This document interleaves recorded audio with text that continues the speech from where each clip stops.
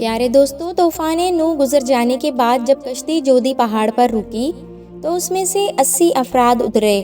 اس بارے میں حضرت عبداللہ بن عباس رضی اللہ تعالیٰ عنہ سے روایت ہے کہ طوفان نوح گزرنے کے بعد 80 افراد کشتی سے اترے۔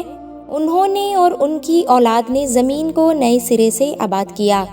وہی لوگ طوفان گزرنے کے بعد اس دنیا کے باشندے تھے۔ حضرت امام ابن عساکر رحمۃ اللہ علیہ اپنی کتاب تاریخ دمشق ابن عساکر میں لکھتے ہیں کہ حضرت آدم علیہ السلام کے دنیا میں تشریف لانے سے لے کر اب تک 9288 سال گزر چکے ہیں، اور حضرت نوح علیہ السلام اور حضرت موسیٰ علیہ السلام کے درمیانی وقفہ 1907 سال ہے۔ حضرت آدم علیہ السلام اور حضرت نوح علیہ السلام کے درمیان 1142 سال کا فرق ہے، یعنی حضرت آدم علیہ السلام کی وفات کے تقریباً 1420 سال بعد طوفان نوح کا عذاب دنیا پر واقع ہوا۔ جب یہ 80 لوگ کشتی سے اترے تو یہ شروع میں بابل کے ارد گرد آباد ہوئے، اور وہاں انہوں نے ایک بازار بھی قائم کیا جس کو سوق شمانین یعنی 80 افراد کا بازار کہا جانے لگا۔ شروع میں یہ مختلف زبانیں بولتے تھے، پھر اللہ پاک نے ان پر کرم کیا اور ان کو ایک نئی زبان عربی سے متعارف کروا دیا۔ حضرت نوح علیہ السلام کی اولاد کے بارے میں 2 روایات پائی جاتی ہیں۔ پہلی روایت یہ ہے کہ طوفان سے قبل حضرت نوح علیہ السلام کی کوئی اولاد ہی نہ تھی، جبکہ دوسری روایت جو کہ کافی مستند ہے کہ طوفان سے پہلے حضرت نوح علیہ السلام کی اولاد موجود تھی، جبکہ ان کے بیٹے سام کی عمر 98 برس تھی۔ یہ یاد رہے کہ طوفان نوح میں تمام انسانیت کو اللہ پاک نے ہلاک کر دیا، سوائے ان 80 لوگوں کے جو کہ حضرت نوح علیہ السلام پر ایمان لائے اور کشتی میں سوار ہوئے۔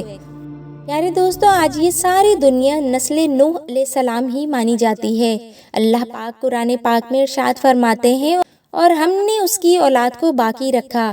حضرت ابن عباس رضی اللہ تعالیٰ عنہ سے روایت ہے کہ حضرت نوح علیہ السلام کے 4 بیٹے ہوئے تھے، سام، حام، یافس اور کنعان۔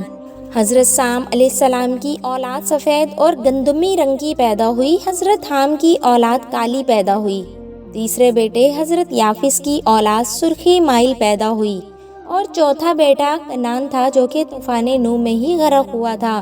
حضرت ابو قتادہ سے روایت ہے کہ تمام انسان حضرت نوح علیہ السلام کی ہی اولاد ہیں۔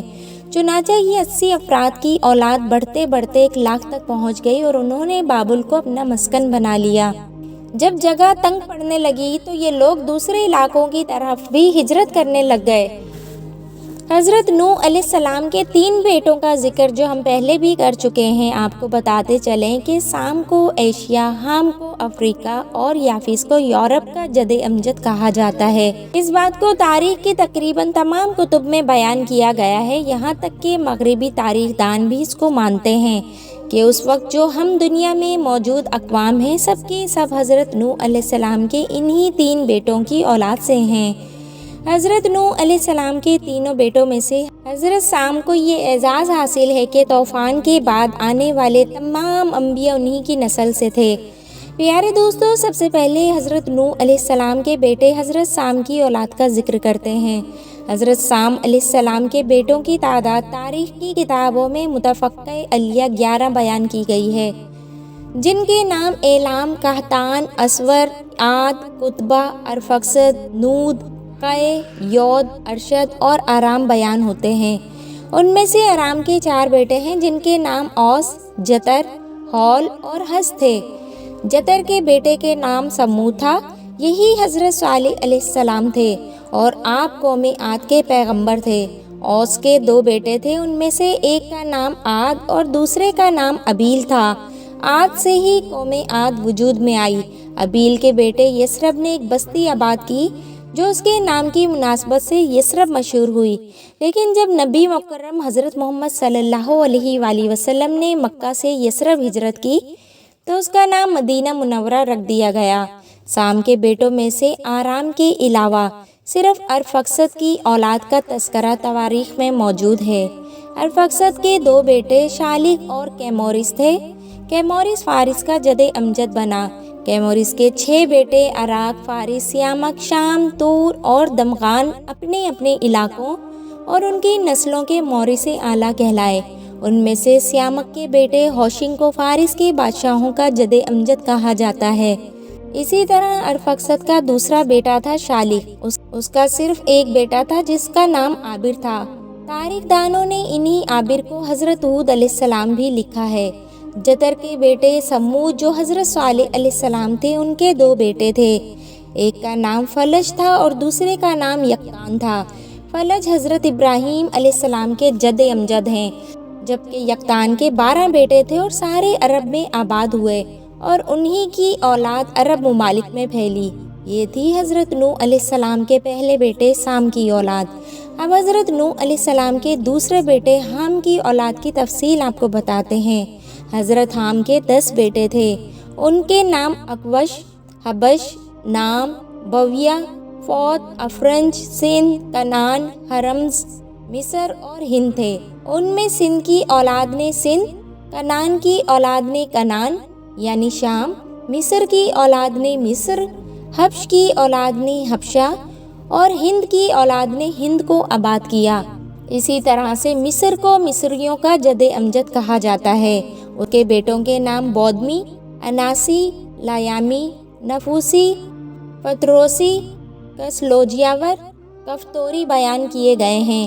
حام کا ایک بیٹا ہند جس کو ہندوستان کا جد امجد کہا جاتا ہے، اس کے 4 بیٹے تھے جن کے نام پورب، دکن، نہروال اور بنگ تھے۔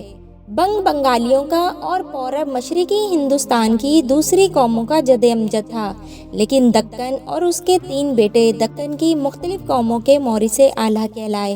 اب بات کرتے ہیں حضرت نوح علیہ السلام کے تیسرے بیٹے یافس کی۔